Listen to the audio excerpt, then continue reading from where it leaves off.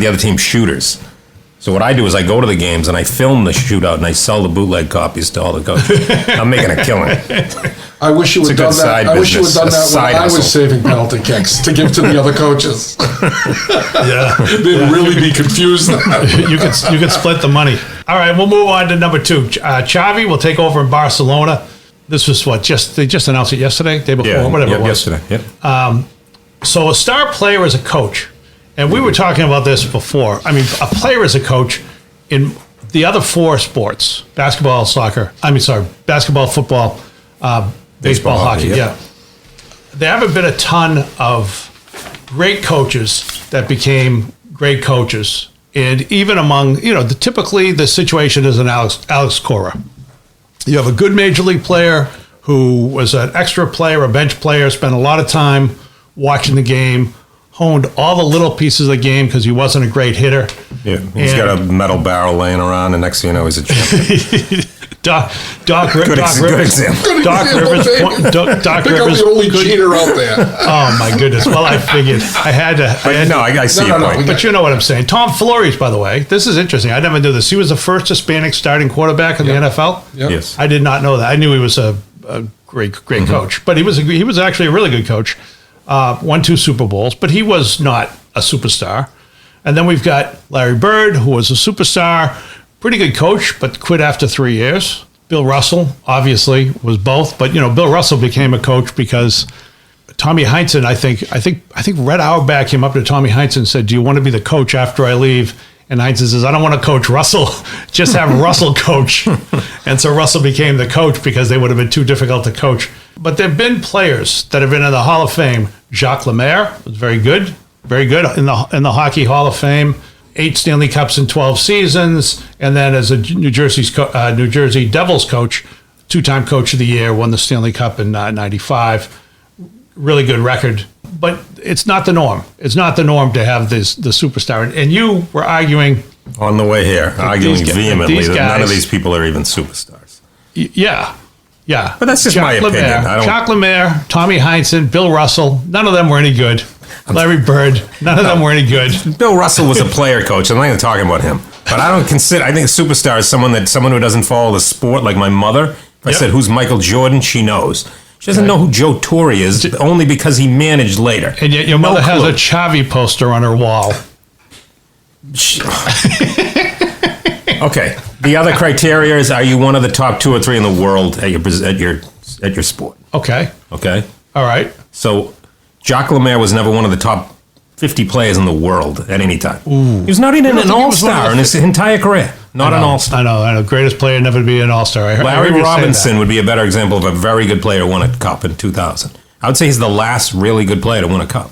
It's all, Bowmans and Keenans and those guys. They weren't great players. All right. If they even played at all. Because the idea is that you're on the bench and you're also a borderline fringe player, so you understand what the rank and file wants, and you want it more. I read a lot about these like Larry Birds and the real top people, why they can't do the coaching, because they were such perfectionists in their life and they don't understand the average player. They can't understand why they don't put the effort they put in. You see what I'm saying? There's a big disconnect. Sure, they'd get the respect from the players, but they have a very difficult time coaching those kind of players because they're not them. And what I read about that was that's why you don't see these Michael Jordans or these guys transition to be phenomenal coaches. There's a lot to be said for that they're good at coaching themselves. I think the other criteria is... It's probably frustrating for them to try to coach somebody like us. I was going to say like us, but I don't mean like us. I mean... No, but... A normal athlete would be difficult for them to coach. Right. Because they were abnormal. Ted Williams, they said, struggled because he couldn't understand why all 9 guys couldn't hit 400, never mind 300. No, you're 100% right. And they did improve. It's funny, the Washington Senators teams that he had, and of course this is ancient history, but they improved as a group of hitters, but also he was indifferent to defense. So I don't think they ever drilled for defense or anything like that. So we don't have a huge sample size in any sport of great players who become coaches. But in soccer. We have Johan Cruyff, who won titles, plenty of European titles, and He was one of the top 10 all-time players. We have recently Zinedine Zidane. Great name. What? Say it again. He's got to be in your top 15 all-time. Yep. He won 4, I think, UEFA Cups with Ronaldo. Zinedine Zidane. And just think, Dave, if you were doing attendance in your class, he'd be the last person every time. Yeah. You know the famous video of the guy headbutting someone in a World Cup and getting the red and walking the walk of shame off the field? That was the French captain? Yes. Yeah. Oh, Yeah. I remember that play. One of the dumbest plays I've ever seen. And I'm sure, yeah. There's one other guy, doesn't come to me right now, but all I'm saying is Xavi at the time when he was at his peak was a top player around the top midfielder. So we don't know yet if he's going to be a good coach, but the team that he's leaving was immediately elevated once he got there. So it'll be interesting to see. But I think in soccer, one of the reasons why they've done well, this just could be my theory, but you talk about Larry Bird, you talk about Ted Williams, that's more of one, guy being a great scorer, guy being a great hitter. These guys share the ball. So they're taking their team and saying, just do what I did and share and play as a team. It's a lot easier, I think, to convey that to Multiple talents. Yeah. Not just one, if you think about it. You're not going to think about it, Dave. All right, You're going to good. think about it. I'm not going to think about it, but let me ask you this have question. multiple talents in Do they that come from- singular sport. Do they come from the midfield? Yes, that's They're what all I'm saying. midfielders. Well, Cruyff is a forward, but he's a good passer, too. Okay. Like, that's what I Well, wonder. Can a great striker Klinsmann- ever be a great manager? I don't know. Like, Klinsmann was a striker, though, right? no, I'm talking about Johan Cruyff. Johan Cruyff, yeah, he was Yeah. a midfielder. Yeah, definitely. No, Klinsmann was more of a scorer than Yeah. a passer. Yeah. But how would you rate him as a coach? I don't think Klinsmann. he was horrible. I think when Yeah. he came to the United States and tried our national team, he tripped over himself. Yeah. I go that, but once again, he's dealing with Americans, Right. and he's dealing with two different. Once again, he doesn't understand how they play compared to how they play in Europe. You throw him in a terrible spot. I thought, but yeah, I think the gentleman he's talking about. When you're a midfielder, what are you going to do, Dave? When you're playing soccer, come on, you've been on 9 podcasts now. What do midfielders have to do? They're the point guard. What else do they do, though? What's their big thing they have to do? Distribute. They have to play forward, Yeah. and they have to play defense. You mean they have to play the midfield? Correct. Midfielders. You tell me. I love when you dumb it down for me so I can understand. They have to run with their left foot and their right foot. In order for you to own a soccer game and to win a soccer game, what part of the field do you have to win? I just know you have to make yourself big. You have to win the midfield. These are the guys who see the work with the defense and the offense, and they make the flow of the game. And that's why I think that midfielders make a definite great coach, because they got to do both. All right. So then the 1-to-1, if I'm looking at it, would be a Doc Rivers, who was not a great player. He was a very good player. Yeah. But he's a very good coach. Very good coach, and he's a point guard. And Jason Kidd, how is he as a coach? We don't know. I think he's good. He's good. So another point guard. So, I mean, it makes sense that it would make sense that would come from the. It makes sense that the greatest soccer players in the world would play midfield, because that's the most important position on the field. Second only to goalie. Sorry, Dave. Jim. I got a question for you, though, David. Seriously, we're talking about professional now. If you talk about Doc Rivers, I think the professional coaches, the good ones, are players' coaches. They have to deal with players' egos, shots. When you go down to the college level as a college coach, total different ballgame. You're not just dealing with fine athletes and dealing with their core competencies. Yeah. College, distribution, plays, discipline. Pro, not so much. God-given talent, I think is a huge difference between a college coach like a Jim Boeheim, or the guy from Carolina, Smith. Was it Smith? Yeah, Dean Smith. Dean Smith. Yeah. I mean, they taking athletes every 4 years, changing them out and getting to the national championship. Right. NBA, not so much. They're getting the same core players. Right. Well, big three. Well, hold on. Let's look at. I don't think it's as difficult to coach those guys unless you're a player's coach. Unless they respect you as an individual, and you're just rolling the ball out and saying, "Go get them, guys." Yeah. Right now, I know Jim Todd. We talked about Jim Todd. Coached in the NBA. Coached for Salem State College. Salem State University. Excuse me. Now it is. But back at the time, he would tell me, Jim, when we're in the huddle, a lot of the times we have to know who's getting their shot, because it's in their contract how many shots they get a game. Yeah. There's a guy on the bench keeping track of shots. Yeah. Oh, no, I don't think. Are they on the bench or are they sitting in the stands? Oh, there's probably two. There's probably one. There's like four assistant coaches that are just the agent's intern and the other one. We got to run a play to get Paul a shot. Oh, we got to run a play to get Dave a shot. You know what I would think that would be? That would be a bad contract. He said it's extremely frustrating. But anyway, I think there's a big difference. All right, so let's look at the soccer. So if you're playing soccer and you're in the MLS or the European League or whatever, and you're coaching that player, does that player have to get you certain amounts of shots? Do they need the wide receiver who wants to get the ball? Is it the same thing, or is it a thing where you can just coach impressionable kids versus adults? Just diva soccer players. Yeah, for sure. I know. I'm just leading you into that. Okay, go ahead.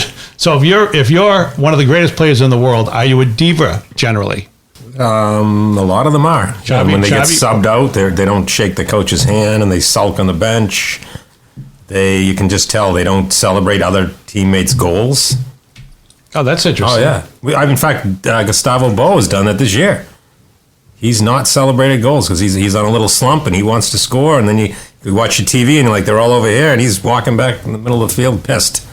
Now, how's that greeted by teammates? Or how's that? How do teammates feel about it? I'm sure they don't like it. I mean, I'm sure the fans notice it. The players aren't going to say anything because it's going to only make it worse. But I think luckily for him, he started scoring again, and then he was all smiles. So. Oh, that's interesting. Yeah. So Xavi goes over. He takes over in Barcelona, toughest league in the world. What's he got to do? What's he got to do to win games? He has no strategy. Mm-hmm. We're talking about pro coach versus like somebody coaching Division I in college here. Yeah. What are the differences? Strategy, head and shoulders. Well, first of all, he's walking into a mess. They're all two more guys got injured the other day. They have a huge Champions League game coming up that if they don't win, they're going to be out of the Champions League, and the team is broke. So if they don't stay in the Champions League next year, they're going to lose so much money because there's so much revenue from that. So there's a lot of pressure on them. I mean, no college coach is dealing with anything like that. Yeah. So that's why they're making the move right now, because they're desperate. Okay. So they're desperate. They're going to bring him in. It's a Hail Mary play. Yeah. And they either catch lightning in a bottle and they win out, they win toward the end and they stay in the Champions League, and then they can look forward to next year, or they tumble down into a different league. Paul, did he have a relationship with this team before he's going to coach them? He played for them. So he played for them. So he knows he's like us. He's watching his old team. Yep. And he's sitting at home going, why are they doing that? This is what I would do. Yeah. And I guarantee you he went to the owners of that team, or they went to him, and he said, this is how you're going to solve your problems. I'm watching. So how are they like us again? How are they like us? Well, they're like us. They're like Paul and I when we watch soccer. Are they talking about Saturday's gig, saying we should have brought in Nardizzi? I don't know why I didn't get Nardizzi. He would have been great for that gig. Why did you put on so many comedians so when I hosted, I had to step onto the stage so many times? It was exhausting. Nobody told me there would have been exercise at that gig. I performed in the stands yesterday at the soccer game. I went to a college game. You performed in the stands? Sort of. I was just having it out with some players. Was it like you don't mess with a stand-up comedian if you're some young college punk. I was hoping you didn't perform like you did in the car down in the Cape that summer. No. So briefly, this kid kept shushing us and telling us we were losers. Oh, really? Wait. Shush. What were you like? What were you doing? I was rooting for my son's team. I won't mention the schools, but I'm rooting for my son's team. And the left back is coming over to the fence and he's dancing and whatnot. And so I said, I'm not gonna put up with this crap. So I said, his number was 19. I said, 19. Everyone else is talking trash, but they're playing. You haven't done anything yet. Do something if you're gonna talk. So the next 3 plays, he screwed up, probably because I was pressuring him. Everyone heard me. He kicked one out of bounds. He passed you the other time. I said, 19. Anything. Do something. Then he went down the field. He got a yellow card. So as he's walking back, he said, 19, finally you're in the box score. Well done. Now you're in the box score. Everyone started laughing. We never heard a peep from him the rest of the game. So that was my stand-up for the weekend. Now, this was a U12 rec game? I just want to make sure. Yeah, the kid's father was pissed. Okay. And his babysitter. Yeah. And his babysitter was really angry. 20-year-old uneducated moron coming at me. Come on. How dare they? Soccer How players dare are they? always educated. So that team was beating your They son's won. team? Credit to them. They played a great game. They won. But I just wasn't going to have it But from was this this 19-year-old crummy kid. Was he dancing because his team had a just scored. sizable? He came over and danced when they scored. So He came over to dance for you, or just he The danced out group of of happiness? us. The group of us. Oh, they were dancing in front of you.